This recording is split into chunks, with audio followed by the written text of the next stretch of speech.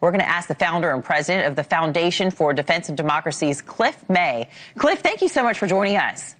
Anna, pleasure to be with you. Look, how much influence does Trump have to broker a peace deal here? Well, there's more than anybody else in the world, but I don't think, I think it's unlikely he can broker a peace deal out of this meeting. I don't think actually he should try. I think what he should do is say to Putin, look, I've demanded of you and I've demanded of Zelensky that there be a ceasefire. I want people to stop getting killed. As Zelensky has said, okay, a ceasefire. I want you to say, okay, a ceasefire. And then when you guys are not killing each other, then we can sit down and then we'll negotiate how to get to the next step. But the ceasefire should come first as a precondition for the negotiations, not with Putin saying, I'll give you a ceasefire only if I get some of my demands met. Right. Well, he's a slippery individual, that Putin. A new Gallup poll showing that there's falling Ukrainian support for the war effort. When the war started back in 2022, look at these numbers here. If you can come to your screen, everybody at home, this is really interesting. Back in 2022, 73% of Ukrainians wanted to keep fighting, and only about 20% wanted to negotiate as fast as possible and get the thing over with. Well, now, 3 years later, these numbers are essentially flipping, you see. So could this lack of support have an impact on Zelensky's decision making here? So it looks like more Ukrainians, the sentiment is changing, they're ready to negotiate. And of course, that poll doesn't say exactly what that means, but how does this impact things? Yeah, look, the Ukrainians would like to win this war outright. Absolutely. Are they tired? I'm sure they're tired. But I don't think that the Ukrainians are ready to give up their independence, their sovereignty, and their freedom, which is absolutely what Putin wants. He wants to make Ukraine into a vassal state like Belarus, which is a country next to Russia that was part of the Russian Empire. It is only theoretically independent at this point. It has a dictator, unpopular, that essentially kisses Putin's ring. Or actually make Ukraine into a colony. You've heard of Chechnya? That's a colony of Russia. You've heard of Tatarstan? Maybe not. That's a colony. There are colonies of Russia going all the way east. In fact, and this is interesting, Alaska was once a colony of Russia. The Americans bought it in the 19th century for a pretty good price. And there are Russians who think they should get it back, by the way. Right. I wonder if there's any symbolism with the meeting that they're having on Friday there in Alaska. Trump has been a real skeptic of U.S. military aid to Ukraine. He campaigned on this. He wanted that to end. We remember that very public spat between Trump and Vance and Zelensky in the Oval Office in February, where they were trying to reach that rare earth minerals deal. Look at this.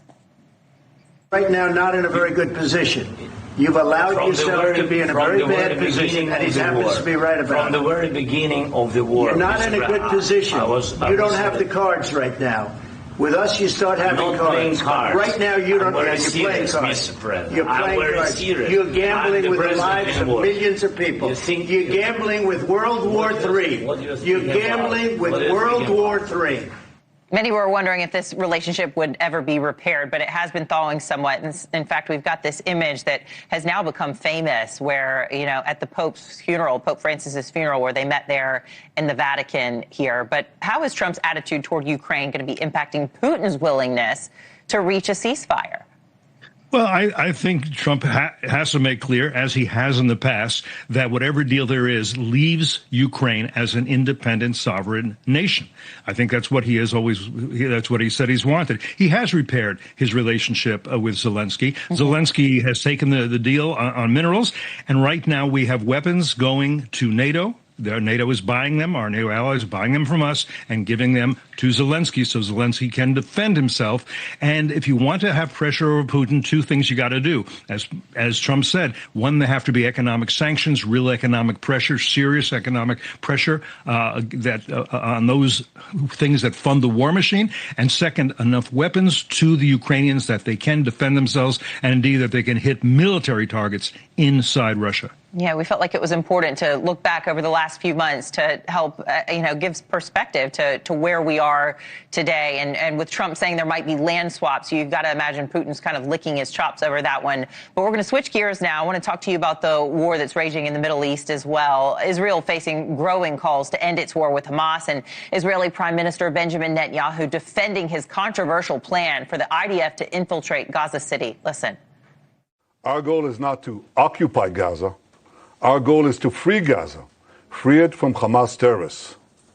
The war can end tomorrow if Gaza, or rather if Hamas lays down its arms and releases all the remaining hostages.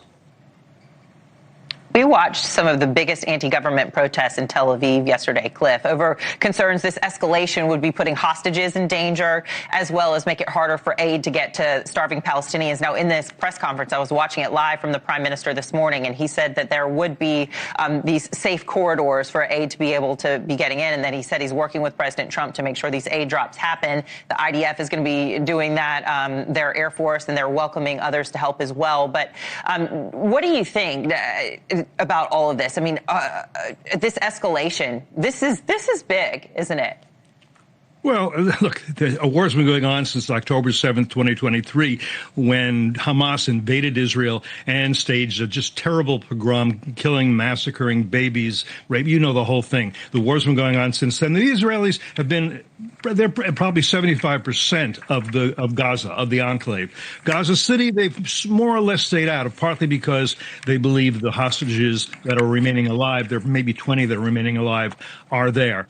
The Israelis have offered carrots. They've said, look, we will let Hamas leaders leave the country. We'll give them safe passage. How about we do that? They've offered everything else they can think to offer within reason.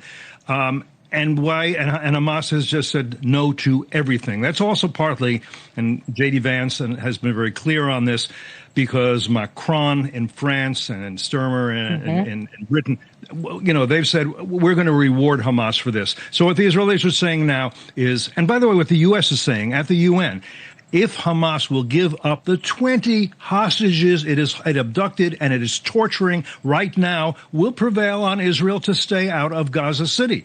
Do that. And Hamas says, no, we don't want to do that. We would rather have the Israelis come in here and we'll fight them here. And I think at this point, the Israelis have to use this stick, or they think they do, because they have no more carrots to offer. Now, there is that joint statement from countries including Germany and Britain, France and Canada, all saying they strongly reject Netanyahu vowing to go into Gaza City. President Trump has not greenlit this plan, but he's also not condemning it either. We'll see how things go. Founder and president of the Foundation for Defensive Democracies, Cliff May. Appreciate your insight and analysis today. Thank you. Thank you, Anna.